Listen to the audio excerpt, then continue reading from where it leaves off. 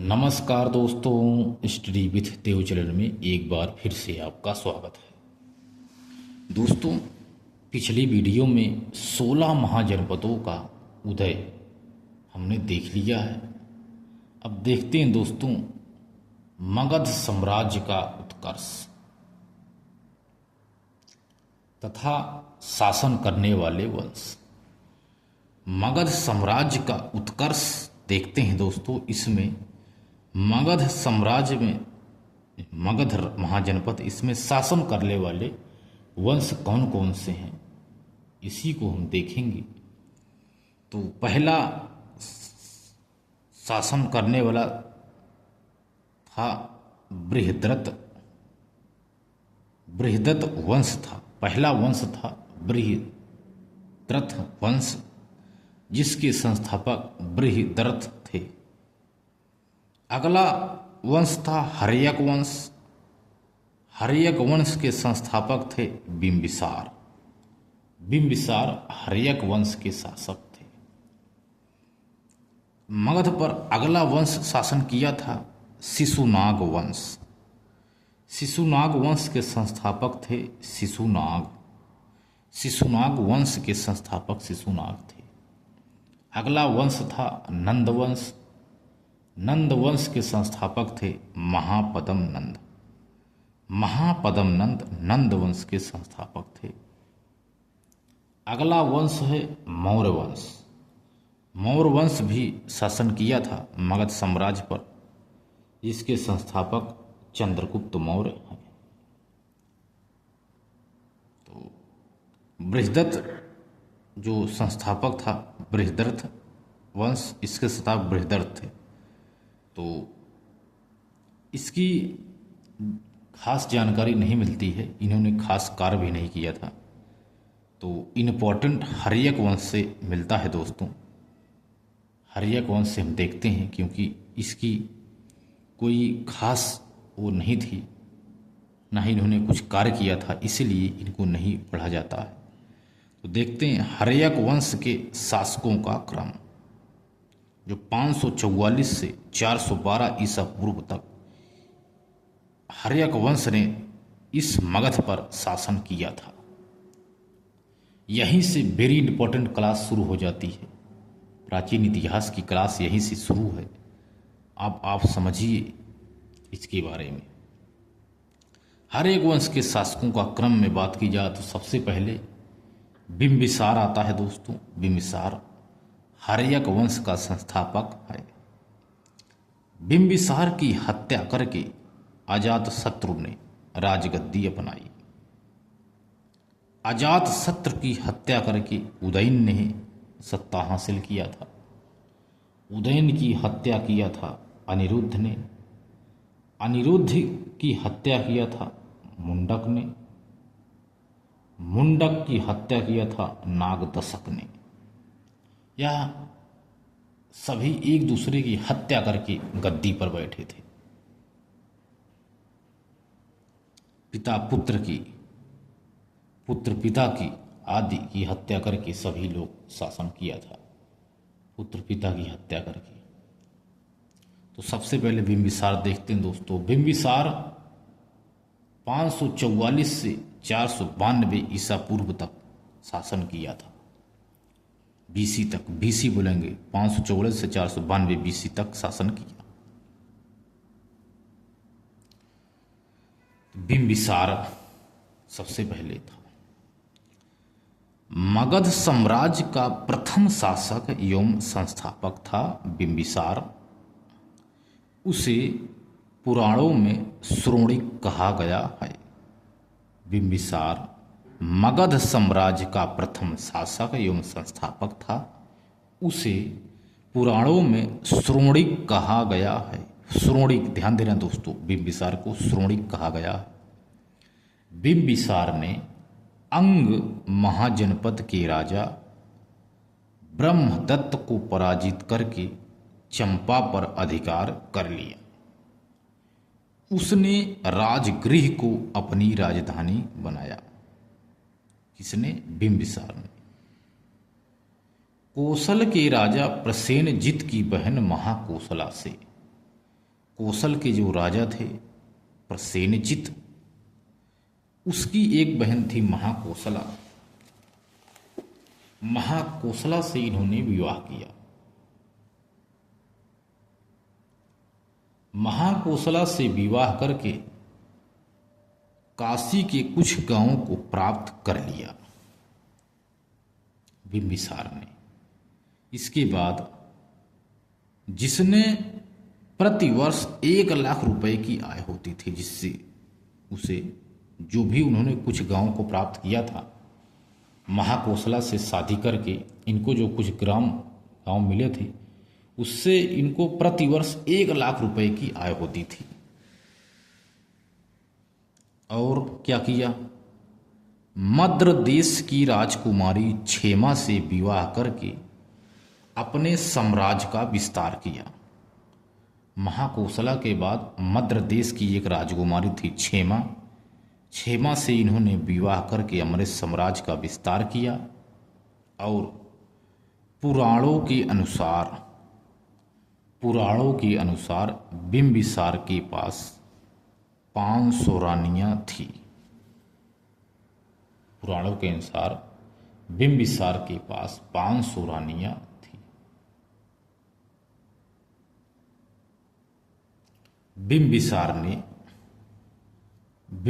ने क्षेमा के साथ महात्मा गौतम बुद्ध से बौद्ध धर्म की शिक्षा ग्रहण किया।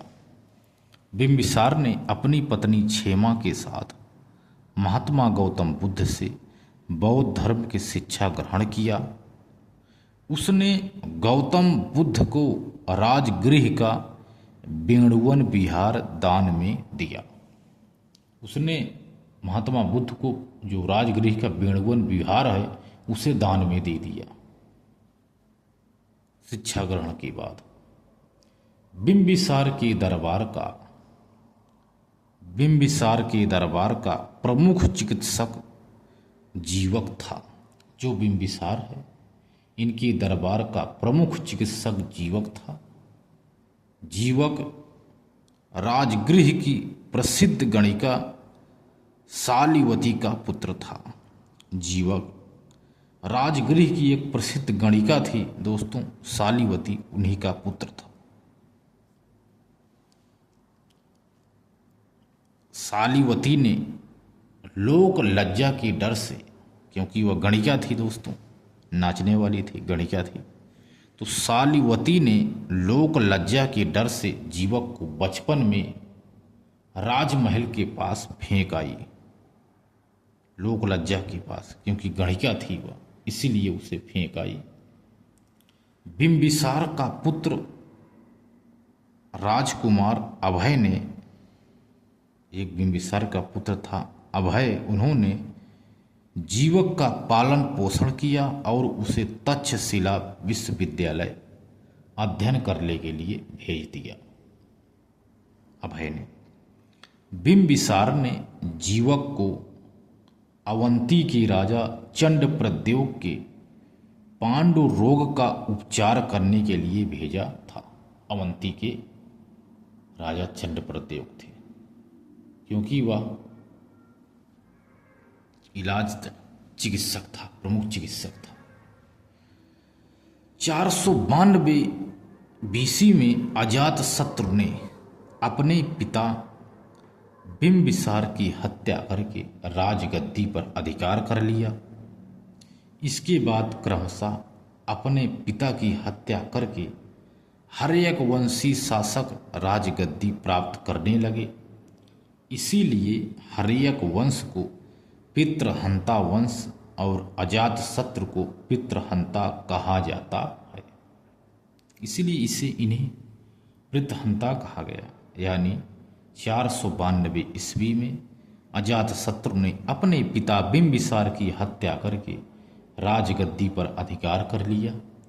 इसके बाद क्रमशः अपने पिता की हत्या करके हर एक वंशी राजशासक राजगद्दी प्राप्त करने लगे। इसीलिए हर एक वंश को पितृहंता वंश कहा जाता है और अजातशत्रु को पितृहंता कहा जाता है।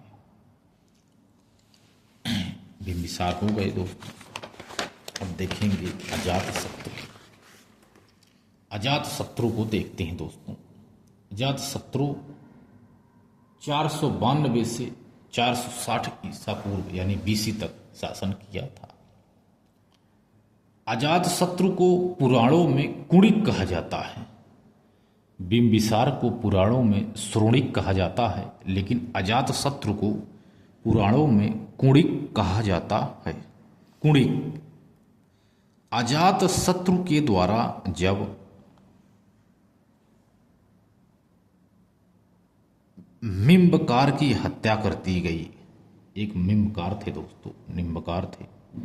अजातशत्रु के द्वारा जब बिंबिसार, दोस्तों बिंबिसार नहीं बिंबिसार है, अजातशत्रु के द्वारा जब बिंबिसार की हत्या कर दी गई, तब चाहे बिंबिकार कहो चाहे बिंबिसार एक ही बात है, बिंबिसार भी कहते थे कुछ लोग। तो अजातशत्रु की जरा जब बिंबिसार की हत्या कर दी गई तो प्रसेनजित ने बिंबिसार को दिए गए काशी के कुछ गांवों को अपने अधीन कर लिया। जो प्रसेनजित ने अपनी बहन महाकोसला की शादी के वक्त जो भी कुछ गांव दान में दिया था दहेज के रूप में, उसे प्रसेनजित ने वापस ले लिया, अपने अधीन कर लिया। तब अजातशत्रु ने प्रसेनजित पर आक्रमण कर दिया। जब उन्होंने वापस ले तो उन्होंने आक्रमण कर दिया, किंतु पहले आक्रमण में वह पराजित हुआ और कुछ समय के पश्चात वह पुनः प्रसेनजित के विरुद्ध आक्रमण किया। पहले तो हार गया लेकिन पुनः फिर से आक्रमण किया दोबारा। इस युद्ध में अजातशत्रु महाशिलाकंटक और रथ मूसल नामक नए औजारों का प्रयोग किया और प्रसेनजित पराजित हो गया। प्रसेनजित पराजित होने के बाद अपनी पुत्री वाजिरा का विवाह अजातशत्रु से करके उसे पूरी काशी दहेज में दे दिया।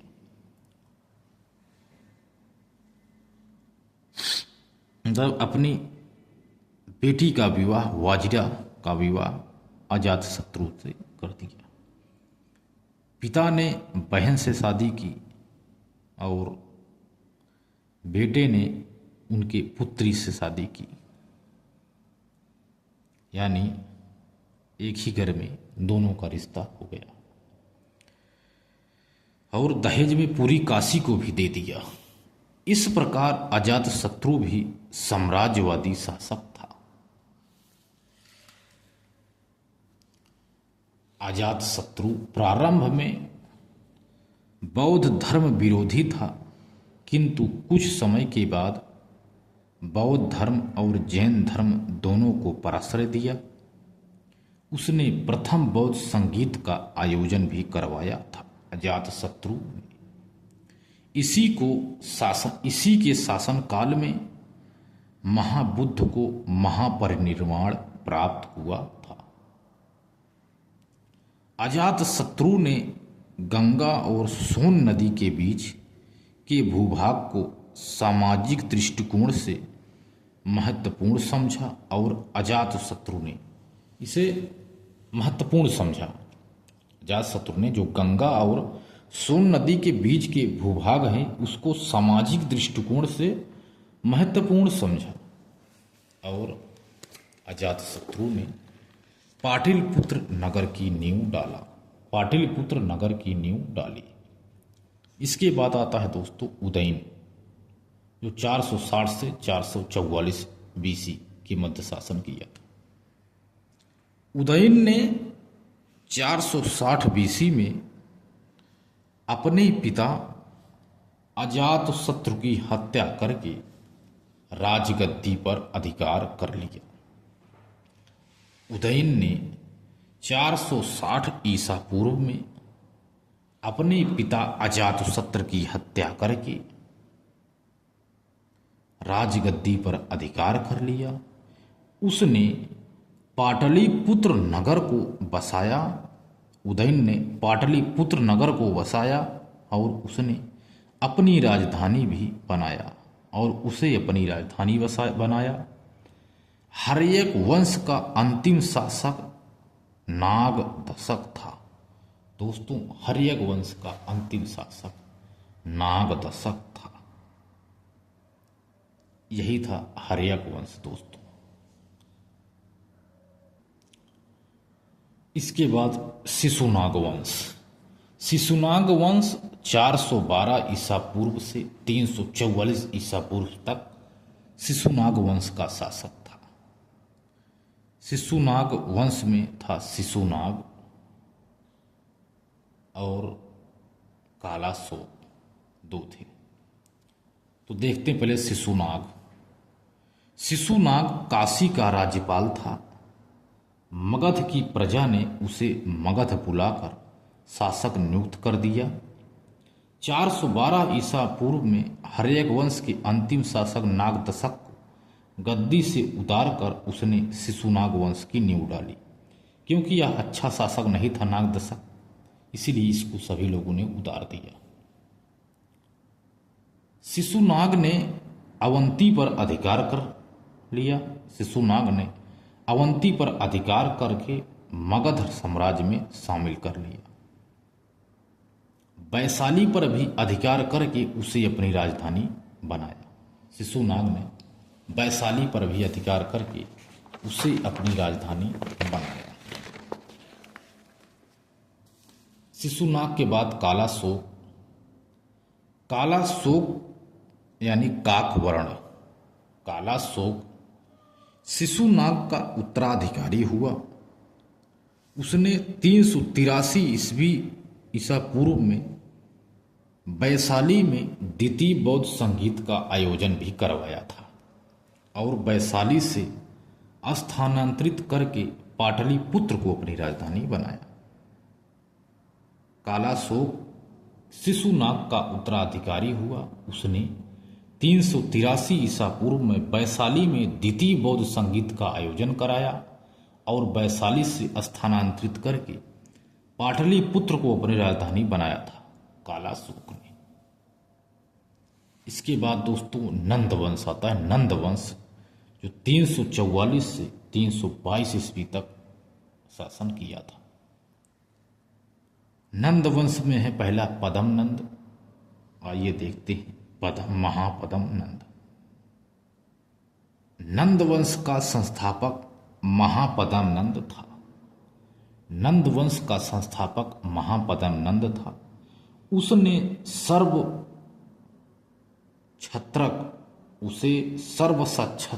सर्वछत्रक या परशुराम की उपाधि धारण किया था।